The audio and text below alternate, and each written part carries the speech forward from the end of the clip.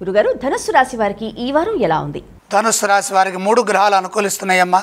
ఏకాదశంలో చంద్రుడు, చతుర్థంలో శుక్రుడు, దశమంలో కేతువు. ఏకాగ్రత పనులు మొదలుపెట్టండి.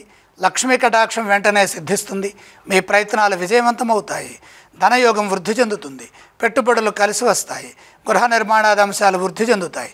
కుటుంబ పరంగా మేలు చేకూరుతుంది. వాహన యోగం శుభప్రదం. ప్రయాణాలు కలిసి వస్తాయి. దాచుకున్న డబ్బు వృద్ధి చెందుతుంది. పెట్టుబడుల రూపంలో ఆర్థికాభివృద్ధి సూచితం.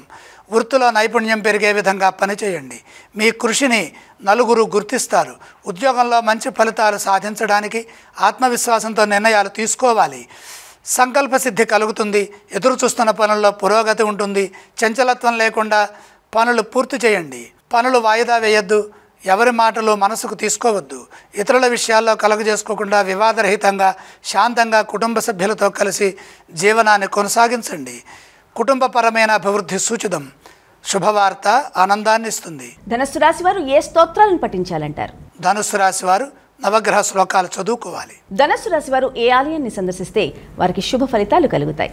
నవగ్రహాలను దర్శించడం ఉత్తమం. వారు ఎటువంటి దానాలు చేయాలి?